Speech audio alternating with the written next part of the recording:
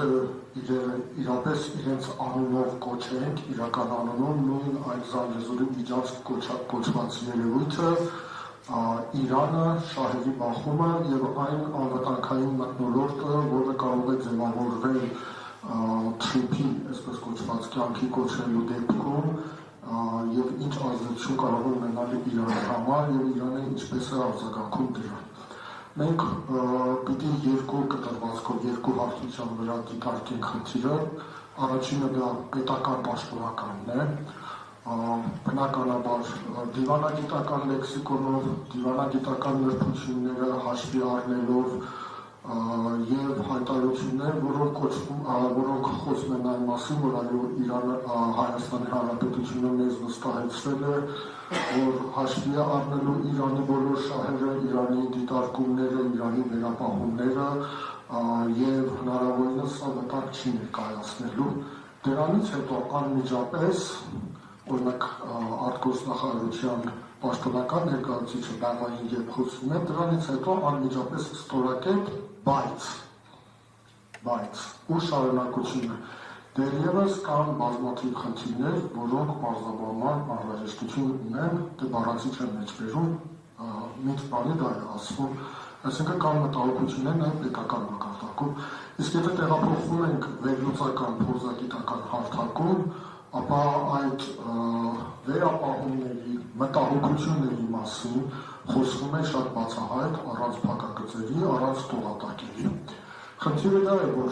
եթե կյանքի է կոչվում թրիփը նախ միայն տնտեսական, այսպես կոչված նախագիծ չէ, այն ինչ որ փորձում են Հայաստանի Հանրապետության իշխանությունները ներկայացնել գործող իշխանությունը որպես տնտեսական նախագիծ, որպես կապողիների ապաշրջափակում, որպես մի այսպես կոչված ճանապարհ կամ նախագիծ, որը տարածաշրջանի և մասնավորապես Հայաստանի համար ստեղծելու է նոր հորիզոններ, նոր հնարավորություններ տնտեսական առումով, տրանսպորտիկ, լոգեստիկ առումով և։ Իրականում դա չէ։ Իրանցի փորձագետներից շատերը, եթե հետևեք, խոսում են այն մասին, որ սա չի կարող տնտեսական շահ ունենալ։ Նախ Իրանի համար, բնականաբար իրենց թեման Իրանն է, հետո նաև ողջ տարածաշրջանի համար։ Տնտեսական շահը երկրորդական է։ Գլխավոր խնդիրը, որը փորձում են լուծել Միացյալ Նահանգները և Արևմուտքը այս ուղով, դա անվտանգային մթնոլորտի փոփոխությունն է, աշխարհաքաղաքական քարտեզի փոփոխությունը այս տարածաշրջանում, ուժերի հավասարակշռության, ուժերի հարաբերակցության փոփոխությունն է տարածաշրջանում, և սա Իրանի համար հղի է առաջին հերթին անվտանգային լրջագույն մարտահրավերներով, որովհետև Իրանի համար անընդունելի երևույթ է իր անմիջական սահմաններին արևմտյան ուժերի ներկայությունը, Միացյալ Նահանգներ, արևմտյան ցանկացած Եվրամիության ցանկացած երկիր, լինի Ֆրանսիան, Գերմանիան, Անգլիան և դա նշանակում է բնականաբար ՆԱՏՕ-ի ներկայությունը, ՆԱՏՕ-ի ներկայությունը այս տարածաշրջանում։ Իրանը կորցնելու է մեծ հավանականությամբ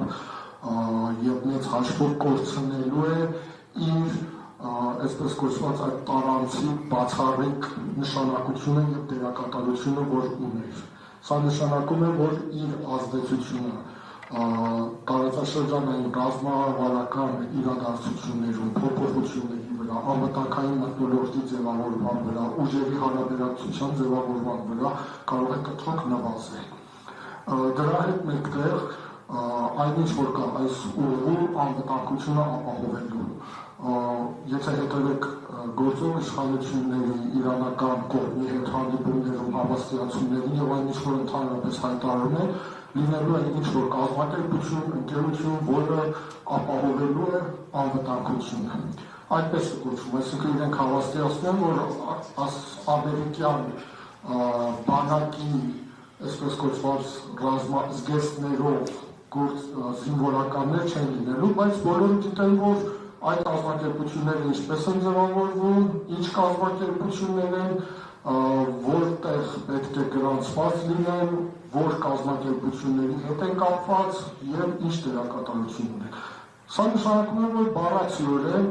ամերիկյան, արևմտյան և նատոական ներկայություն Իրանի անմիջական սահմանի հյուսիս-արևելյան, ընդ որում այն սահմանի վրա,